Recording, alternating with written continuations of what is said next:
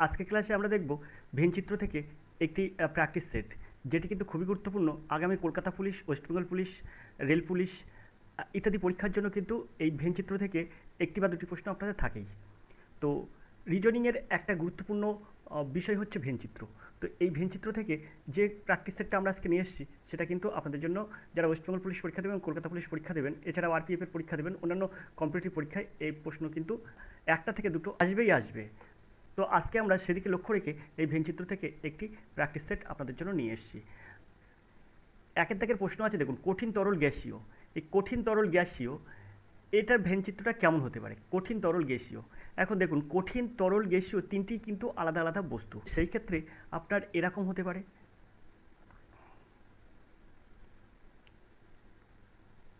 এখানে আপনার কি হতে পারে? এটা হচ্ছে আপনার কঠিন হতে পারে, কঠিন, এর ভিতরে লেখা থাকবে। তারপরে এটা তরল হতে পারে, এটা গ্যাসীয়। আশা করি আপনারা বুঝতে পেরেছেন, তিনটি কিন্তু তিন রকমই হলো, গ্যাসীয়, কঠিন, তরল, গ্যাসীয়। এবারে আপনাকে যদি অপশান দেয়, দিল এরকম এর অপশান দিল আপনার এরকম দিল, বির অপশান আপনাকে এরকম দিল,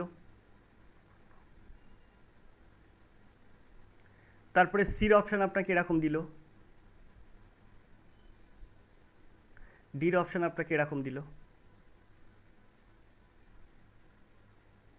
তখন আপনি কি করবেন? তখন আপনার এটা উত্তর হয়ে যাবে, এটা সিদ্ধাক হবে সঠিক উত্তর। যেহেতু কঠিন, তরল, গ্যাসীয় তিনটি ভিন্ন ধরনের বস্তু, তাই কিন্তু এটা সঠিক উত্তর হবে কিন্তু সিদ্ধাক। তো এবারে দেখুন, দুয়ের দাগের ভেনচিত্রটা কী আছে? দেশ, রাজ্য, জেলা। তো দেখুন, দেশ, রাজ্য, জেলা, এই রাজ্য, জেলা আর দেশ। তো প্রথমে যদি আমি একটা বড় ছবি আঁকি, এটা মনে করুন দেশ।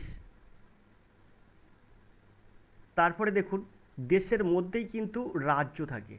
যেমন আমাদের ভারতবর্ষ একটা দেশ, তার মধ্যে পশ্চিমবঙ্গ একটা রাজ্য। তো দেশের মধ্যে কিন্তু থাকবে আপনার, তো দেশের মধ্যে কিন্তু আপনার রাজ্য থাকবে। সেই ক্ষেত্রে এটা কিন্তু হয়ে যাবে রাজ্য। তারপরে রাজ্যের মধ্যে কিন্তু জেলা থাকে। আশা করি আপনারা বুঝতে পেরেছেন। তো এটা হয়ে যাবে কিন্তু তখন জেলা। তো দুয়ের দিকের ভেনচিত্র তাহলে কেমন হবে? এরকম চিত্র হবে। আশা করি আপনারা বুঝতে পেরেছেন।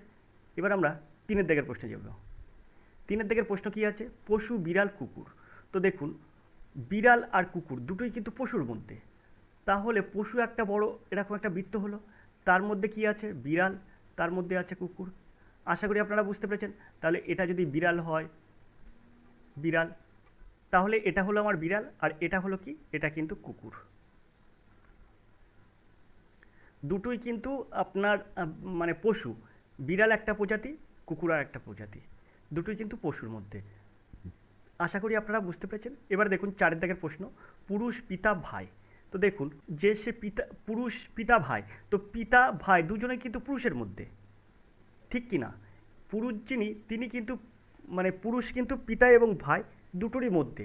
এখন পিতা যে, সে ভাইও হতে পারে, আবার ভাই যে সে পিতাও হতে পারে। তাহলে ছবিটা কেমন আসতে পারে? তাহলে সেই ক্ষেত্রে আপনার ছবি হয়ে যাবে কিন্তু এরকম। এটা মনে করুন পুরুষ, আর এটা হচ্ছে পিতা, এটা হচ্ছে ভাই। আশা করি আপনারা বুঝতে পেরেছেন। তাহলে এটা আমরা পিতা লিখতে পারি, এটা আমরা ভাই লিখতে পারি, আর এটাকে আমরা দিতে পারি পুরুষ। আশা করি আপনারা বুঝতে পেরেছেন। এইখানে একটা কথা আপনারা মনে রাখবেন, সবসময় এটা মনে রাখবেন, এখানে পিতা এবং ভাই, এখানে যে পিতা এবং ভাই উভয়ই কিন্তু পুরুষ, মনে রাখবেন এটা। কিন্তু পিতাদের মধ্যে কিছু ভাই থাকতে পারে, এই যে পিতাদের মধ্যে কিছু ভাই থাকতে পারে, আবার ভাইদের মধ্যেও কিন্তু কিছু পিতা থাকতে পারে, এই ভাইদের মধ্যেও কিন্তু কিছু পিতা থাকতে পারে। তাহলে ভেনচিত্রটা আপনি এরকমভাবেই আঁকবেন। আশা করি আপনারা বুঝতে পেরেছেন। এবার আমরা পরের প্রশ্নে চলে যাব। পরের প্রশ্ন কত আছে? পাঁচের দাগের প্রশ্ন। তো আমরা পাঁচের দাগের প্রশ্নে চলে যাব, দেখি পাঁচের দাগের প্রশ্ন কী আছে। এখন পাঁচের দাগের যে প্রশ্নটা আছে, দেখুন, গৃহপালিত পশু, বিড়াল, কুকুর। গৃহপালিত পশু কি? বিড়াল আর কুকুর। বিড়াল একটা আলাদা প্রজাতি, কুকুর একটা আলাদা প্রজাতি, কিন্তু দুজনেই কিন্তু গৃহপালিত পশু। তাহলে এই জায়গাটাই আমরা এটাকে বলতে পারি গৃহপালিত পশু। তাহলে ফুল যে বৃত্ত, এটাকে আমরা বলতে পারি গৃহপালিত পশু। এখন গৃহপালিত পশুর মধ্যে কিন্তু বিড়াল কিন্তু একটা প্রজাতি, বিড়াল, আর বিড়ালের পরে কুকুর কিন্তু আরেকটা প্রজাতি, কিন্তু দুটোই কিন্তু আপনার কি, দুটোই কিন্তু গৃহপালিত পশু। আশা করি আপনারা বুঝতে পেরেছেন। তো এর ভেন চিত্রটা তাহলে এরকম হবে। আমরা 6 দাগের প্রশ্ন দেখব, মহিলা শিক্ষিত চাকরিজীবী।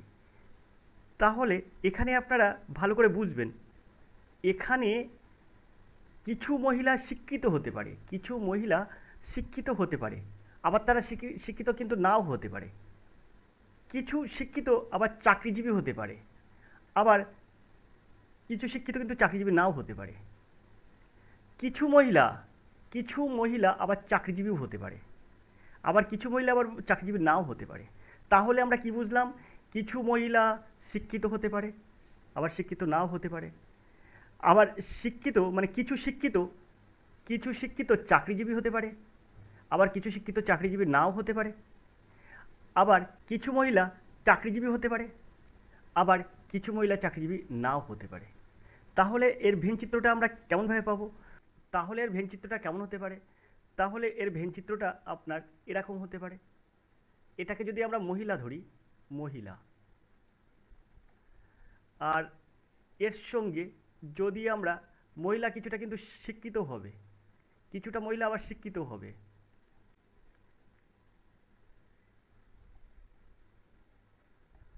আবার তারা আবার চাকরিজীবীও হবে।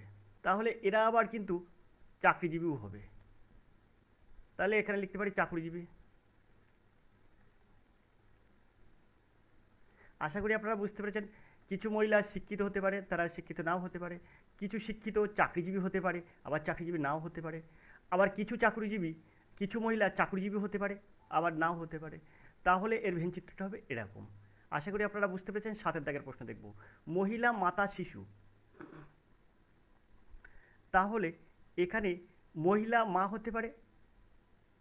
তাহলে এখানে মহিলা মাতা শিশু, এখানে সমস্ত মাতাই কিন্তু মহিলা, এবং শিশুদের কিছু মহিলা, এবং এই যে শিশু আছে, শিশুদের মধ্যে কিছু হচ্ছে মহিলা।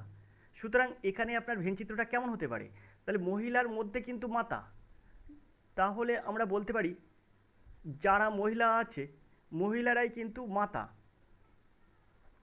মহিলাদের মধ্যেই আছে কিন্তু মাতা। তাহলে এটা যদি আমরা মহিলা করি, মহিলা,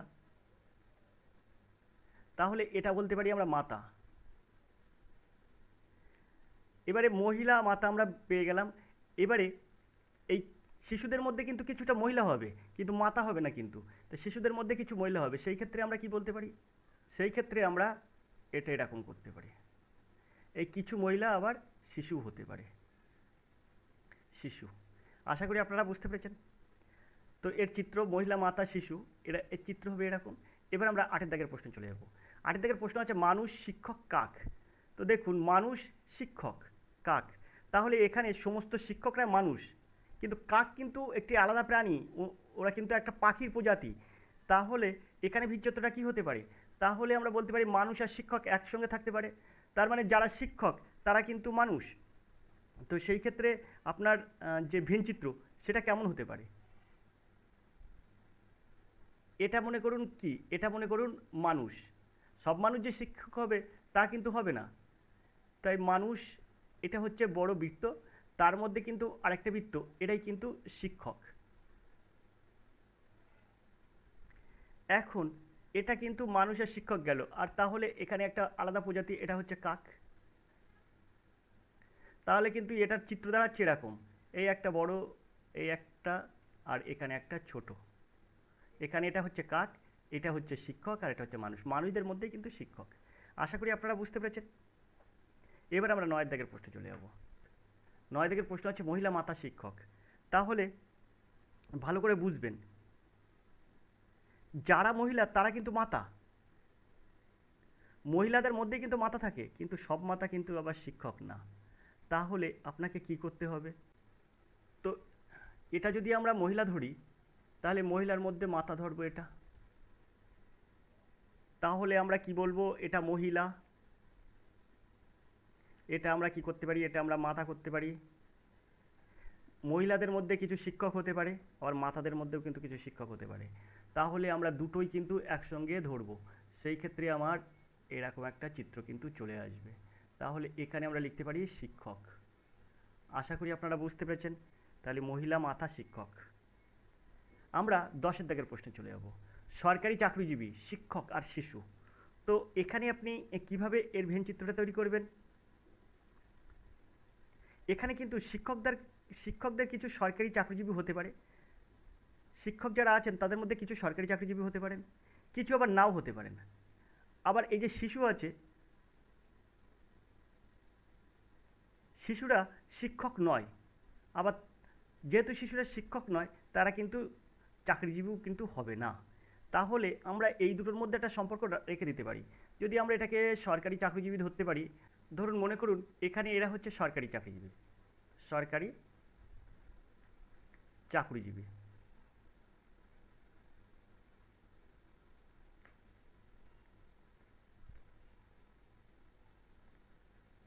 চাকুরি সরকারি চাকরিজীবী।